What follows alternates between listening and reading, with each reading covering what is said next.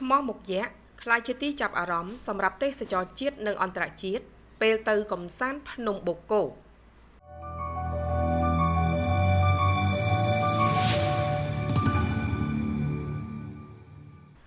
ថ្មមុខយក្សជាឈ្មោះកន្លែងលក់កាហ្វេភេសជ្ជៈនិងចំណីអាហារស្ថិតនៅតាមផ្លូវឡើងភ្នំបូកគោត្រង់គីឡូទី10ទោះទៅបើកដំណើរការបានជាង5ខែក៏ពិតមែនប៉ុន្តែភ្ញៀវទេសចរជាតិនិងអន្តរជាតិដែលមកលេងខេត្តកំពតស្ទើរ 100% បានស្គាល់និងបានមកទទួលសេវាកម្មក៏ដូចជាថតរូបអនុស្សាវរីយ៍នៅទីនោះ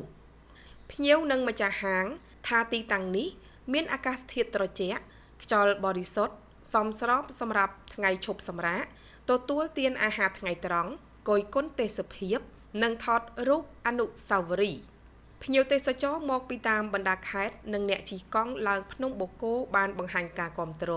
និងពេញចិត្តចំពោះការបង្កើតហាងកាហ្វេថ្មមុខយក្សឲ្យមានជាកន្លែងឈប់សម្រាកអាចអង្គុយគយគន់ទេសភាពញ៉ាំអាហារកាហ្វេអានសៀវភៅពិសេសមាន Wi-Fi សម្រាប់ធ្វើការពីចម្ងាយតាមកុំព្យូទ័រទូរស័ព្ទពិសេសអាចថតរូបអនុស្សាវរីយ៍ហើយបង្ហោះបានភ្លាមមិនរងចាំចុះទៅដល់ក្រោមចំពោះសេវាកម្មកាហ្វេម្ហូបអាហារនំចំណីសុទ្ធតែជារបស់នៅក្នុងស្រុកមានរសជាតិឆ្ងាញ់តម្លៃសមរម្យដូចលក់នៅខាងក្រោមដែរខ្ញុំមកពីតាខ្មៅខ្ញុំឈ្មោះង៉ែតវណ្ណរីស្អាតសប្បាយ perfect ល្អបងពីមុនអត់មានអញ្ចឹងដូចថាវាអត់សូវល្អពីមុនថ្ងៃពីមុនឥឡូវពេលមានហាងកាហ្វេអញ្ចឹងយើងអាចឈប់សម្រាកហើយហូបកាហ្វេឬក៏អាហារសម្រន់បានល្អជាងមុនខ្ញុំថាបើមានជាអញ្ចឹងអាចតាក់ទាញភ្ញៀវទេសចរបានច្រើនពីព្រោះអីពីមុនពេលដែលខ្ញុំមកលេងនៅភ្នំបូកគោនេះអត់ទាន់មានអាហារដ្ឋានអត់ទាន់មានអីត្រង់យ៉ាប់បន្តិចប៉ុន្តែដល់ពេលមានកន្លែងចតសម្រាប់ញ៉ាំកាហ្វេអាហារសម្រន់សម្រាប់ខ្ញុំល្អពីមុនខ្ញុំអត់ដឹងថាមានកាហ្វេហ្នឹងឯងពេលខ្ញុំមកពីមុនគឺអត់មានហាងកាហ្វេមានអីចឹងឯងប៉ុន្តែដល់ចំពោះឥឡូវខ្ញុំមកលើកទី1សម្រាប់នេះ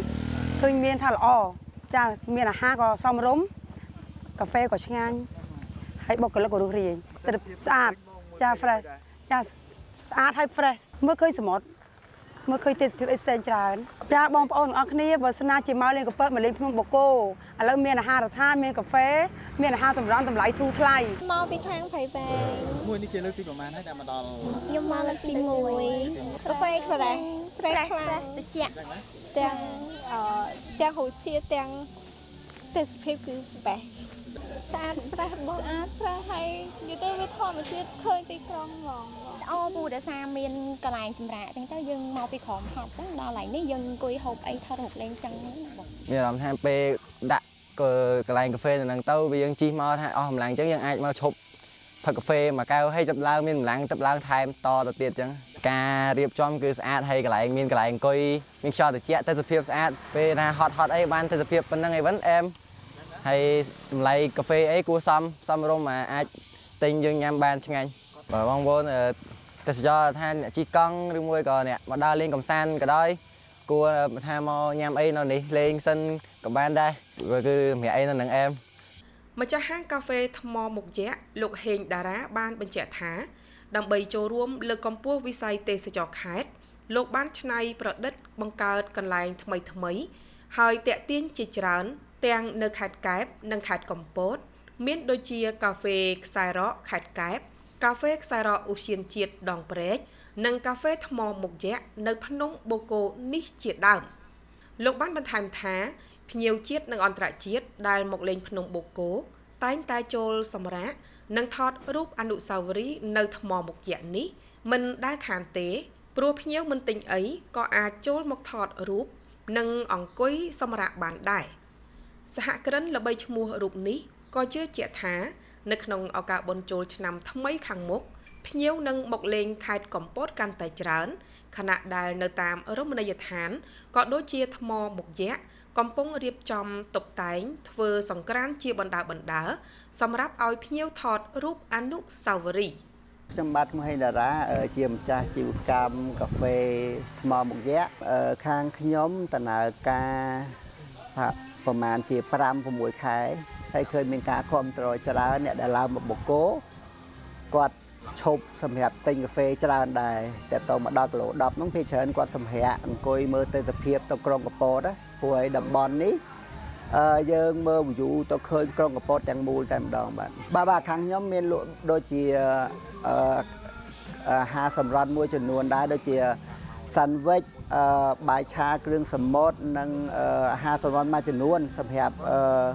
ក្មេងៗយុវវ័យគឺត្រូវហ្មងហើយណាមួយឥឡូវយើងមានម៉ាតអញ្ចឹងយើងមានជាមីកំប៉ុងមានជាអាហារមួយចំនួនដែលក្តៅដែលគាត់អាចញ៉ាំបានតាក់ទងជាមួយភ្ញៀវទេសចរមកលេងខេត្តកពតនេះខ្ញុំឃើញដូចជាมันមានផលប៉ះពាល់ច្រើនទេគឺនៅមានសភាពល្អភ្ញៀវច្រើនហើយណាមួយទៀត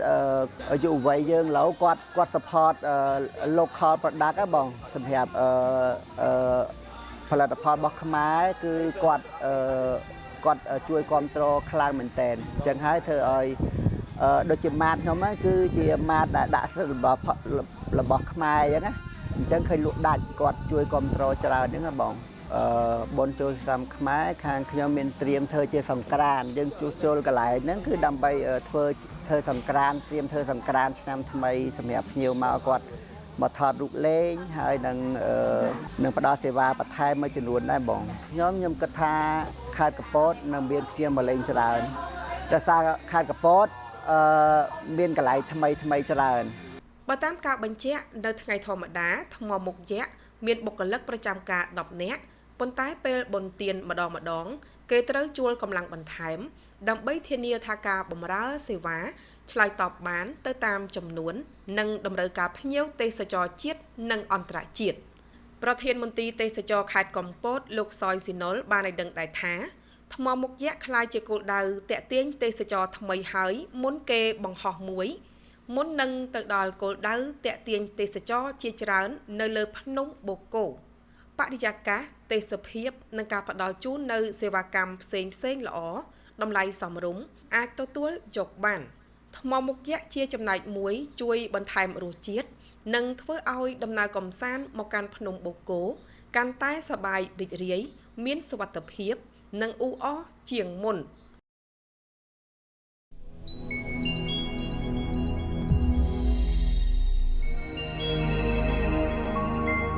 ចូលរួមប្រើប្រាស់សេវាប្រមូលសំរាមទាំងអស់គ្នាដើម្បីទីក្រុងយើងស្អាត